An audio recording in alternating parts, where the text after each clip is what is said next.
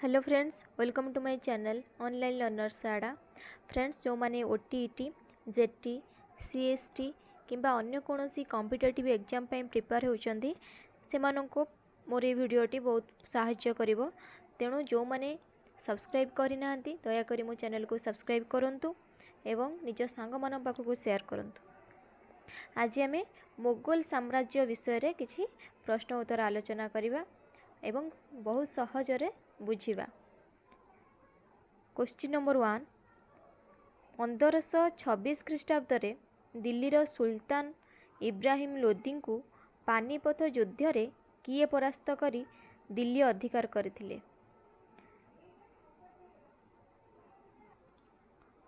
उत्तर हेबो काबुलर राजा जहीर उद्दीन मोहम्मद बा बाबर। तांको राज्य शासनर समय सीमा 1526 रु 1530। से थिले तैमूरलंक वंशधर। प्रश्न 2, बाबरंक स्थापित राजवंश केउ राजवंश नाम रे कथित होइथिला? उत्तर मोगल राजवंश नाम रे कथित होइथिला। एही मोगल साम्राज्य 1526 रु 1707 ख्रीष्टाब्द पर्यंत व्यापी थिला। एही मोगल साम्राज्यर समय सीमा। प्रश्न 3, मोगल राजवंशर प्रथम 6 जन सम्राट बा बादशाहଙ୍କ नाम कौन, जो माने बेसी शक्तिशाली थिले? उत्तर बाबर, हुमायून, अकबर, जहांगीर, शाहजहां एवं औरंगजेब। बाबरंकर पुत्र होउचंती हुमायून, हुमायूनଙ୍କ पुत्र अकबर, अकबरଙ୍କ पुत्र जहांगीर, जहांगीरଙ୍କ पुत्र शाहजहां एवं शाहजहांଙ୍କ पुत्र होउचंती औरंगजेब। प्रश्न 4, सार टॉमस रो केउ मोगल सम्राटଙ୍କ समय रे भारत को आसीथिले? उत्तर सम्राट जहांगीर। क्वेश्चन नंबर 5, अबुल फजल का प्रसिद्ध ग्रंथर नाम कौन? अबुल फजल का प्रसिद्ध ग्रंथर नाम कौन? उत्तर आईन इ अकबरी। से मध्य अकबर नामा नामक गोटे ग्रंथ मध्य रचना करथिले एवं अकबरनामा एवं आईन इ अकबरी एही दुईटी ग्रंथ पारसी भाषा रे रचना होइथिला।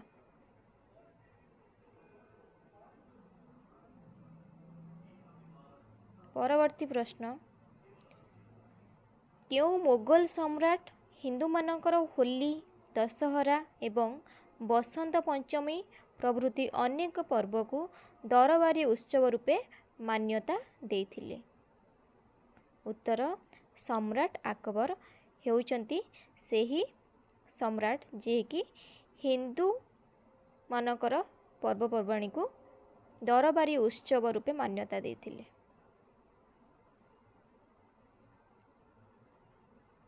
प्रश्न नंबर 7, 1563 ख्रीष्टाब्द रे केउ मोगल सम्राट हिंदू मानक उपरु तीर्थयात्रा कर उठाई देथिले? उत्तर सम्राट अकबर।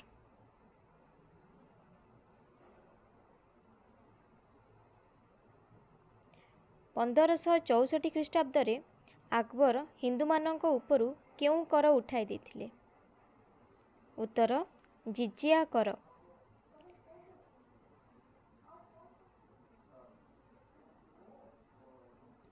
सुल्तानी मानक समय रे जिजिया कर इत्यादि कर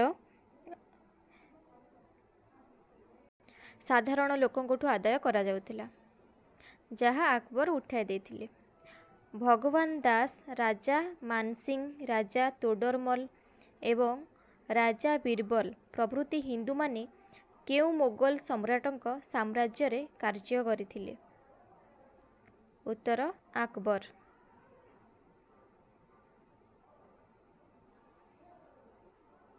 किए फतेहपुर सिक्री नगर निर्माण करिथिले? उत्तर अकबर। ଆକବର ହୁମାୟୁନ ଓ ହମିଦା ବାନୁ ବେଗମଙ୍କର ପୁତ୍ର ଥିଲେ। ସେ 1542 ଖ୍ରୀଷ୍ଟାବ୍ଦରେ ଅମରକୋଟଠାରେ ଜନ୍ମଗ୍ରହଣ କରିଥିଲେ। ପରବର୍ତ୍ତୀ ପ୍ରଶ୍ନ 1575 ଖ୍ରୀଷ୍ଟାବ୍ଦରେ ଫତେପୁର ସିକ୍ରିଠାରେ ଆକବର ଏକ ଉପାସନା ଗୃହ ନିର୍ମାଣ କରିଥିଲେ। ତାହାର ନାମ କ'ଣ? ଉତ୍ତର ଇବାଦତ ଖାନା। ଏହି ଇବାଦତ ଖାନାଠାରେ ହିନ୍ଦୁ, ମୁସଲମାନ, ପାର୍ସୀ, ଖ୍ରୀଷ୍ଟ ଓ ଜୈନ ଧର୍ମର ପଣ୍ଡିତମାନେ ଆକବରଙ୍କ ଦ୍ୱାରା ନିମନ୍ତ୍ରିତ ହୋଇ ଧର୍ମଚର୍ଚ୍ଚା କରୁଥିଲେ। ସବୁ ଧର୍ମର ସାର କଥାକୁ ନେଇ ଦୀନ-ଇ-ଇଲାହି ନାମକ ଏକ ନୂତନ ଗ୍ରନ୍ଥ ସୃଷ୍ଟି କରିଥିଲେ ବା ଗୋଟେ ନୂତନ ଧର୍ମ ସୃଷ୍ଟି କରିଥିଲେ।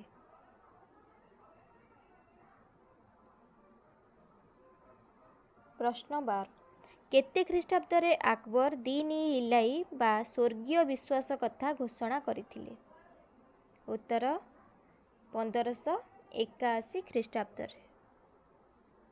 ପରବର୍ତ୍ତୀ ପ୍ରଶ୍ନ ଆବୁଲ ଫାଜଲଙ୍କ ଲିଖିତ ଆଇନ-ଇ-ଆକବରୀ ଗ୍ରନ୍ଥରୁ ଜଣାଯାଏ ଯେ କେତେ ଜଣ ବ୍ୟକ୍ତି ଦୀନ-ଇ-ଇଲାହି ମତ ଗ୍ରହଣ କରିଥିଲେ ବା ଦୀନ-ଇ-ଇଲାହି ଧର୍ମ ଗ୍ରହଣ କରିଥିଲେ? ଉତ୍ତର 18 ଜଣ ବିଶିଷ୍ଟ ବ୍ୟକ୍ତି। ବାବରଙ୍କ ପିତାଙ୍କ ନାମ କ'ଣ? ବାବରଙ୍କ ପିତାଙ୍କ ନାମ ହେଉଛି ଉମର ଶେଖ ମିର୍ଜା। ପ୍ରଥମ ପାନିପତ ଯୁଦ୍ଧ କାହା କାହା ମଧ୍ୟରେ ହୋଇଥିଲା? ଉତ୍ତର ବାବର ଓ ଇବ୍ରାହିମ ଲୋଦିଙ୍କ ମଧ୍ୟରେ ପ୍ରଥମ ପାନିପତ ଯୁଦ୍ଧ ହୋଇଥିଲା। ଏହା 1526 ଖ୍ରୀଷ୍ଟାବ୍ଦରେ ବାବର ଓ ଇବ୍ରାହିମ ଲୋଦିଙ୍କ ମଧ୍ୟରେ ପାନିପତ ନାମକ ସ୍ଥାନରେ ଯୁଦ୍ଧ ହୋଇଥିଲା, ଯାହା ପ୍ରଥମ ପାନିପତ ଯୁଦ୍ଧ ନାମରେ ପ୍ରସିଦ୍ଧ। ପରବର୍ତ୍ତୀ ପ୍ରଶ୍ନ ଖାନୱା ଯୁଦ୍ଧ କେତେ ମସିହାରେ ହୋଇଥିଲା? ଖାନୱା ଯୁଦ୍ଧ 1527 ମସିହାରେ ହୋଇଥିଲା। ଏହା ବାବର ଓ ରାଣା ସାଙ୍ଗଙ୍କ ମଧ୍ୟରେ ହୋଇଥିଲା। ବାବର 1527 ଖ୍ରୀଷ୍ଟାବ୍ଦରେ ରାଣା ସାଙ୍ଗକୁ ଖାନୱାଠାରେ ପରାସ୍ତ କରିଥିଲେ। ପରବର୍ତ୍ତୀ ପ୍ରଶ୍ନ 1528 ଖ୍ରୀଷ୍ଟାବ୍ଦରେ ବାବର କାହା ବିରୋଧରେ ଯୁଦ୍ଧ କରି ଚନ୍ଦେରୀ ଦୁର୍ଗ ଅଧିକାର କରିଥିଲେ? 1528 ଖ୍ରୀଷ୍ଟାବ୍ଦରେ ବାବର ଚନ୍ଦେରୀ ଦୁର୍ଗ ଅଧିକାର କରିଥିଲେ। କାହା ବିରୁଦ୍ଧରେ ଯୁଦ୍ଧ କରି? ମେଦିନୀ ରାଓଙ୍କ ବିରୁଦ୍ଧରେ ଯୁଦ୍ଧ କରି। ପରବର୍ତ୍ତୀ ପ୍ରଶ୍ନ ଘରଗରା ଯୁଦ୍ଧ କେତେ ଖ୍ରୀଷ୍ଟାବ୍ଦରେ ଓ କାହା କାହା ମଧ୍ୟରେ ହୋଇଥିଲା?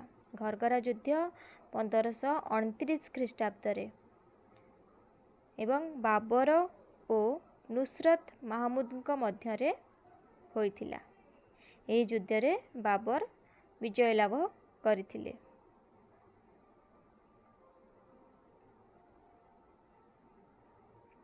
ବିଜୟ ଲାଭ କରିସାରିବା ପରେ ଭାରତରେ ଏକ ବିଶାଳ ସାମ୍ରାଜ୍ୟର ନିର୍ମାଣ କରିଥିଲେ। ପ୍ରଶ୍ନ ନମ୍ବର 19 ବାବରଙ୍କ ମୃତ୍ୟୁ କେତେ ଖ୍ରୀଷ୍ଟାବ୍ଦରେ ହୋଇଥିଲା? ବାବରଙ୍କ ମୃତ୍ୟୁ 1530 ଖ୍ରୀଷ୍ଟାବ୍ଦରେ ହୋଇଥିଲା। ପରବର୍ତ୍ତୀ ପ୍ରଶ୍ନ ବାବରନାମା କିଏ ଲେଖିଥିଲେ? ଉତ୍ତର ବାବରନାମା ବାବର ଲେଖିଥିଲେ। ତାଙ୍କ ଆତ୍ମଜୀବନୀ ସେ ନିଜେ ଲେଖିଥିଲେ।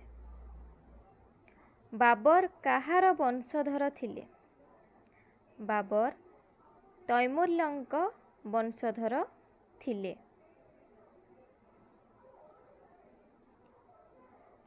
ସେ ପ୍ରଥମେ ତୁର୍କିସ୍ତାନ ଅନ୍ତର୍ଗତ ଫରଗଣାର ରାଜା ଥିଲେ। ପରବର୍ତ୍ତୀ ପ୍ରଶ୍ନ ବାବରଙ୍କ ପରେ କିଏ ସିଂହାସନ ଆରୋହଣ କରିଥିଲେ? ଉତ୍ତର ବାବରଙ୍କ ପରେ ତାଙ୍କର ଜ୍ୟେଷ୍ଠ ପୁତ୍ର ହୁମାୟୁନ 30 ଖ୍ରୀଷ୍ଟାବ୍ଦରେ ସିଂହାସନ ଆରୋହଣ କରିଥିଲେ। ପରବର୍ତ୍ତୀ ପ୍ରଶ୍ନ, ହୁମାୟୁନ୍ କାହାକୁ ପରାସ୍ତ କରି ଗୁଜରାଟ ଓ ମାଳବ ଅଧିକାର କରିଥିଲେ? ହୁମାୟୁନ୍ ବାହାଦୁର ଶାହଙ୍କୁ ପରାସ୍ତ କରି ଗୁଜରାଟ ଓ ମାଳବ ଅଧିକାର କରିଥିଲେ। ହୁମାୟୁନ୍ ଶବ୍ଦର ଅର୍ଥ କ'ଣ? ଉତ୍ତର ଭାଗ୍ୟହୀନ। ପରବର୍ତ୍ତୀ ପ୍ରଶ୍ନ, ହୁମାୟୁନ୍ କାହା ବିରୋଧରେ ଯୁଦ୍ଧ କରି ଚୁନାର ଦୁର୍ଗ ଅଧିକାର କରିଥିଲେ? ଉତ୍ତର ଶେର ଖାଁଙ୍କ ବିରୋଧରେ ଯୁଦ୍ଧ କରି ଚୁନାର ଦୁର୍ଗ ଅଧିକାର କରିଥିଲେ। ହୁମାୟୁନ୍ ଓ ଶେର ଖାଁଙ୍କ ମଧ୍ୟରେ ଦୁଇଥର ଯୁଦ୍ଧ ହୋଇଥିଲା। ପ୍ରଥମ ଯୁଦ୍ଧ 1539 ଖ୍ରୀଷ୍ଟାବ୍ଦରେ ହୋଇଥିଲା। ଏହାକୁ ଚୌସା ଯୁଦ୍ଧ କୁହାଯାଏ। କି ଯୁଦ୍ଧ? ଚୌସା ଯୁଦ୍ଧ।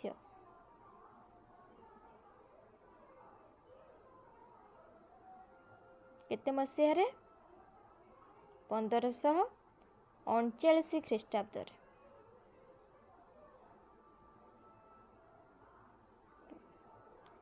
ଦ୍ୱିତୀୟ ଯୁଦ୍ଧ,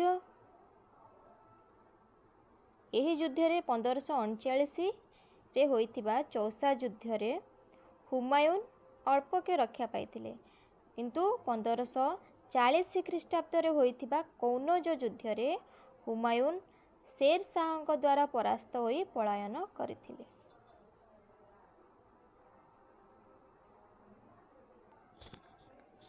ତାପରେ ଶେର ଖାଁ ଦିଲ୍ଲୀ ଓ ଆଗ୍ରା ଅଧିକାର କରି ଶେର ଶାହ ନାମରେ ନିଜକୁ ସମ୍ରାଟ ରୂପେ ଘୋଷଣା କରିଥିଲେ। ପରବର୍ତ୍ତୀ ପ୍ରଶ୍ନ, ଚୌସାଠାରେ 1539 ଖ୍ରୀଷ୍ଟାବ୍ଦରେ ହୁମାୟୁନ୍ ଓ ଶେର ଖାଁଙ୍କ ମଧ୍ୟରେ ହୋଇଥିବା ଯୁଦ୍ଧରେ କିଏ ପରାସ୍ତ ହୋଇଥିଲେ? ଉତ୍ତର ହୁମାୟୁନ୍। ପ୍ରଶ୍ନ ନମ୍ବର 37, 1540 ଖ୍ରୀଷ୍ଟାବ୍ଦରେ କୌନଜଠାରେ ହୁମାୟୁନ୍ ଓ ଶେର ଶାହଙ୍କ ମଧ୍ୟରେ ହୋଇଥିବା ଯୁଦ୍ଧରେ କିଏ ପରାସ୍ତ ହୋଇ ଦିଲ୍ଲୀ ସିଂହାସନ ହରାଇଥିଲେ? ଉତ୍ତର ହୁମାୟୁନ୍। ପ୍ରଶ୍ନ ନମ୍ବର 28, ଶେର ଶାହ 1540 ଖ୍ରୀଷ୍ଟାବ୍ଦରୁ କେତେ ଖ୍ରୀଷ୍ଟାବ୍ଦ ପର୍ଯ୍ୟନ୍ତ ଭାରତରେ ଶାସନ କରିଥିଲେ? ଉତ୍ତର 1555 ଖ୍ରୀଷ୍ଟାବ୍ଦ ପର୍ଯ୍ୟନ୍ତ। ହୁମାୟୁନ୍ ଯେତେବେଳେ ଯୁଦ୍ଧରେ ପରାସ୍ତ ହେଲେ, ସେ କ'ଣ କଲେ ନା ନିଜ ପରିବାର ସହ ପଞ୍ଜାବ ଓ ପରେ ପାରସ୍ୟ ବା ବର୍ତ୍ତମାନ ଇରାନକୁ ପଳାଇଲେ। ତାପରେ 1545 ପର୍ଯ୍ୟନ୍ତ ଶେର ଶାହ ଶାସନ କରିଥିଲେ ଦିଲ୍ଲୀ ସିଂହାସନରେ ରହି ଏବଂ 1540ରୁ 1555 ଖ୍ରୀଷ୍ଟାବ୍ଦ ପର୍ଯ୍ୟନ୍ତ ଶେର ଶାହ ଭାରତରେ ଶାସନ କରିଥିଲେ। ଶେର ଶାହଙ୍କ ମୃତ୍ୟୁ ପରେ ହୁମାୟୁନ୍ ନିଜ ରାଜ୍ୟ ଫେରି ପାଇବା ପାଇଁ ପାରସ୍ୟ ରାଜାଙ୍କ ସାହାଯ୍ୟରେ କାବୁଲ ଓ କାନ୍ଦାହାର ଅଧିକାର କଲେ। 1555 ଖ୍ରୀଷ୍ଟାବ୍ଦରେ ପଞ୍ଜାବ ଜୟ କରି ଦିଲ୍ଲୀ ଓ ଆଗ୍ରା ଅଧିକାର କଲେ। ପରବର୍ତ୍ତୀ ପ୍ରଶ୍ନ, ହୁମାୟୁନ୍ କେଉଁ ଦେଶର ରାଜାଙ୍କ ସାହାଯ୍ୟରେ କାବୁଲ ଓ କାନ୍ଦାହାର ଅଧିକାର କରିଥିଲେ? ଉତ୍ତର ପାରସ୍ୟ ବା ଇରାନ। ହୁମାୟୁନ୍ ନିଜ ପାଠାଗାର ସିଡ଼ିରୁ ତଳକୁ ଓହ୍ଲାଇବା ବେଳେ ତାଙ୍କ ଗୋଡ଼ ଖସିଯିବାରୁ ସେ କେତେ ଖ୍ରୀଷ୍ଟାବ୍ଦରେ ମୃତ୍ୟୁବରଣ କରିଥିଲେ? ସେ ଯେତେବେଳେ ପ୍ରାର୍ଥନା ସାରି ସିଡ଼ିରୁ ଓହ୍ଲାଉଥିଲେ ସେତେବେଳେ ତାଙ୍କ ଗୋଡ଼ ଖସି ଯାଇଥିଲା। ସେ 1556 ଖ୍ରୀଷ୍ଟାବ୍ଦରେ ମୃତ୍ୟୁବରଣ କରିଥିଲେ। ପରବର୍ତ୍ତୀ ଭିଡ଼ିଓରେ ଆମେ ଆହୁରି ପଢ଼ିବା। ଏଇଟା ପାର୍ଟ 1, ଏମିତି ପାର୍ଟ 2, ପାର୍ଟ 3 ଆସିବ। ତେଣୁ ଭିଡ଼ିଓକୁ ନିଜ ସାଙ୍ଗମାନଙ୍କ ପାଖକୁ ସେୟାର କରନ୍ତୁ। ଯେଉଁମାନେ ସବସ୍କ୍ରାଇବ୍ କରିନାହାନ୍ତି ସବସ୍କ୍ରାଇବ୍ କରନ୍ତୁ। ଧନ୍ୟବାଦ।